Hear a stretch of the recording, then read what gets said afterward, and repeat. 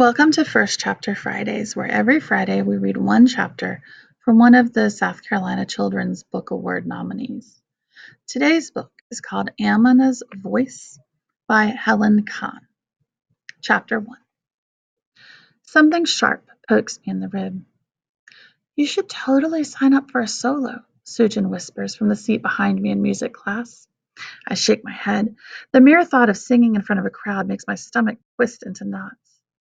But you're such a good singer, Sujin insists. I pause, enjoying the praise for a second. Sujin is the only one at school who knows I can sing, and she thinks I'm amazing at it. Every Tuesday, we argue about the best contestant on The Voice and who deserves to advance to the next round. I can count on Sujin to end the conversation by saying that I'm better than most of the people on the show and that I deserve to be on it someday. But what she doesn't consider is that if by some miracle I was standing in front of the judges and a live studio audience, I wouldn't be able to croak out a word. I shake my head again. Come on, Amina, just try it. Sujin is a little louder now. Girls, is that chatter about you volunteering? Miss Holly stares at us from the front of the classroom with her eyebrows raised. Ouch! I yelp. It's Sujin's pencil in my side again. Is that a yes, Amina? Should I sign you up for a solo for the concert? Miss Holly asks. How about one of the Motown pieces from the 1970s? I sink lower into my chair as everyone stares at me and stumble over my words. No, thank you. I'll just stay in the chorus. I finally manage to stutter. Okay, Miss Holly shrugs, a frown clouding her face, until Julie Zawacki, waving her hand like an overenthusiastic first grader, distracts her. Julie always wants the spotlight and tends to sing extremely loudly. It's as if she thinks volume makes up for her lack of pitch. I always wonder how the math class next door gets any work done whenever Julie starts belting, but I still wish I had even half the guts she does. Remember, we've only got 2 months to prepare for the Winter Choral Concert.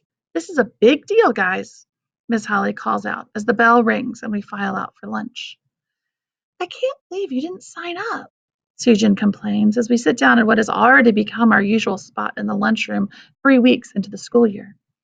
This is your big chance to finally show everyone what you've been hiding.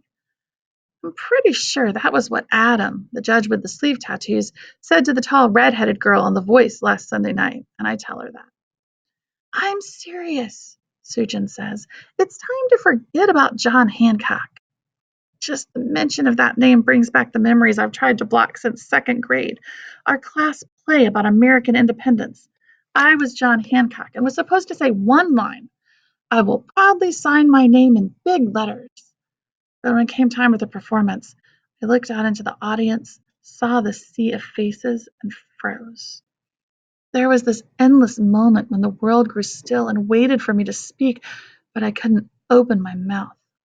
My teacher, Mr. Silver, finally jumped in and said my line for me with a joke about how John Hancock had lost his voice, but was going to sign his name extra big to make up for it. The audience laughed, and the show went on while I burned with humiliation. I can still hear Luke and his friend jeering at me from the side of the stage. That was forever ago. We're in 6th grade now. You need to get over it. Sujin sighs as if my entire middle school future depends on performing a solo in Miss Holly's Blast from the Past production. I don't let her see how much I agree with her and how badly I want the spot. Anyway, do you think I look like a Heidi? She continues. I have a mouthful of sandwich and stare at her as I chew, relieved that she's changed the subject. I try to imagine her with a name I associate with Swiss cartoon characters or a famous supermodel, not my 12-year-old Korean best friend. Not really, I finally say after swallowing. Why? What about Jessica? Do I look like a Jessica? Sujin picks carrots out of an overstuffed sandwich wrapped in white deli paper. No. What are you talking about? I got it. Sujin sits back and crosses her arms. She's hardly reassembled her sandwich and it's already half gone. No one I know eats as fast as Sujin. It's one of the many ways we are opposites. I can't ever finish my lunch no matter how hard I try. What? Melanie. I totally feel like a Melanie and I love that name. Sujin flips her long black hair off her shoulder and acts like she is meeting me for the first time. Hi, I'm Melanie. What's wrong with you? Are you feeling okay? Sujin pretends to pout. Just tell me, who do you think I look like? Sujin, I say slowly. I put the other half of my sandwich back into my bag and pull mini pretzels out. You look exactly like a Sujin. Sujin sighs again, extra loudly, just like she does when her younger sister pesters us to play with her. Seems like I'm getting that sigh more and more lately, ever since the start of middle school. That's because you've always known me as Sujin, Amina. Yeah, that's my point. What's your point? I hear a familiar voice behind me and turn around.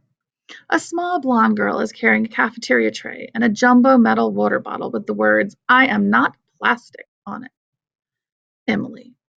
Her green eyes and tiny nose remind me of my next door neighbor's bad tempered cat, Smokey. Nothing, I say. I wait for her to keep walking to the other side of the lunchroom, where she always sits with Julie and her crew. What are you guys talking about? She asks. I wait for Sujin to answer, expecting her to say something to send Emily scurrying. Even though the cat gets my tongue when either Emily or Julie come prowling, Sujin never has any problem telling them exactly what she thinks. But Sujin just says, I'm thinking of new names for myself. New names? That's weird. Why? Emily starts a stream of questions. As much as I want Emily to leave, I want to hear the answers. It's not weird at all, actually. My family and I are becoming citizens soon, and I'm going to change my name. Wait, so that means you're not even American? Emily sounds offended. What?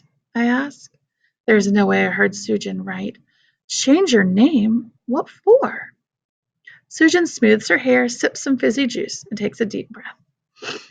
We moved from Korea when I was 4, and we aren't American citizens yet, but we are about to be, and I'm going to change my name. I just haven't picked one yet. Oh, I have the perfect name for you, Emily volunteers. She plops her tray down on the table and smiles like she's about to spill a juicy secret. Fiona, she says. Fiona? I snort. As in the green ogre girl from the Shrek movies? No, Fiona, as in my uncle's Scottish girlfriend. She's totally pretty. I flash Susan a look, but she doesn't notice. Instead, she actually seems to be pondering the name as if it's a possibility. An ogre name, suggested by Emily. And then Emily suddenly starts to shove herself into the space next to me. I don't move at first, but when she's nearly in my lap and Susan still doesn't say anything, I scoot over to make just enough room for her. Then I lean across the table and stare hard at Susan. Why is Emily sitting with us? Ever since before Susan moved to Greendale from New York in 3rd grade, Emily has worked hard to be Julie's best friend. Mama would say Emily was Julie's chamchi, which means spoon in Urdu. That doesn't make a lot of sense, except that it also means suck up. And Emily has always sucked up to Julie, even if that means laughing really hard at her dumb jokes or chiming in when she puts everyone else down. And by everyone else, I mostly mean Sujin and me. Fiona, Sujin repeats. That's kind of nice. Do you like it? Emily asks me. Not, I don't know, I stammer. Do you seriously think she looks like a Fiona? Duh. She can look like anyone she wants, can't she? Emily turns back to Sujin. My face grows hot. Don't you like being Sujin? I ask my best friend in a low voice, leaning across the table to make it harder for Emily to hear. You've been Sujin your whole life. Aren't you used to it? I want to add that we had always been the only kids in elementary school with names that everyone stumbled over. That is, until Olayinka came along in 5th grade. It's always been one of our things. Really, Amina? I thought you at least would understand what it's like to have people mess up your name every single day. Sujin lets out her sigh again. And this time it feels like I deserve it, even though I don't know why. Mama told me once that she picked my name thinking it would be easiest of all the ones on her list for people in America to pronounce. But she was wrong. The neighbor with the creepy cat still calls me Amelia after living next door for 5 years. And my last name? Forget about it. I could barely pronounce Kolkar myself until I was at least 8. And since I don't want to embarrass anyone by correcting them more than once, I just let them say my name any way they want. Sujin is the only one at school who gets it. Whenever a substitute teacher pauses during roll call and asks, "Oh, how do you say your name, dear?" I don't even have to look at her to know she's rolling her eyes. We still collapse into giggling fits if one of us mentions the lady who called me anemia, as in the blood disorder. But now all of a sudden, Sujin wants to be a Fiona or a Heidi? Does it have something to do with being in middle school? What other names do you like? Emily asks.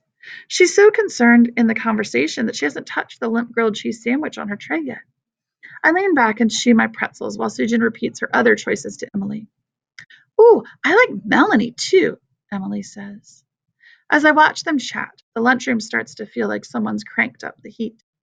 My palms get sweaty. I feel super thirsty, and not just from the pretzels. I look around and find Julie sitting at her usual table, talking with a couple of new girls from another elementary school. She doesn't seem to notice, and Emily is missing. I don't say another word until Emily gets up to put her tray away and go to the bathroom before the bell rings. Sujin's a pretty name, too, I say in as normal a voice as I can, and I'm not just saying it because I'm used to it. I want to add that I can't imagine calling Sujin any of those other names and that it would feel like I was talking to an imposter, but I don't. It doesn't seem like Sujin wants to hear that. Thanks. Sujin's face softens. You know, a lot of Korean people have two names, a Korean one and an English one. Yeah, but you didn't have another name before, so why do you want one now? I always wished I had a different name. Besides, my whole family is picking new ones. Sujin's dad already goes by George, and her mom is Mary, so their names would just become official after they take the oath to become citizens. I call them Mr. and Mrs. Park anyway, since my parents never let me call any grown-ups by their first name. Everyone is auntie or uncle or Mr. and Mrs., but Sujin taking on a new name just doesn't seem right. Can I still call you Sujin? I asked, after swallowing hard to clear the lump that has formed in my throat. I want everyone to use my new name and get used to it in middle school, so it's normal when we get to high school. It would be messed up if my own best friend didn't do it. Sujin peers into my face expectantly. You will, right? Yeah, I will, I promise, although I cross my toes inside my shoes. I decide I will call her Sujin for as long as possible. The knots in my stomach tighten again, turning the half sandwich, 7 mini pretzels, and 3 bites of cookies sitting inside. I watch Sujin put her empty containers back in her lunch bag, looking for a clue to why she's acting so bizarre. Because even though I can't explain why, something about Sujin wanting to drop her name makes me worry that I might be next. End of chapter 1. So the whole story is about middle school and changes, about new friends and old friends, but also about some things that are happening in her home life. So I really enjoyed this book, and I hope that you will too.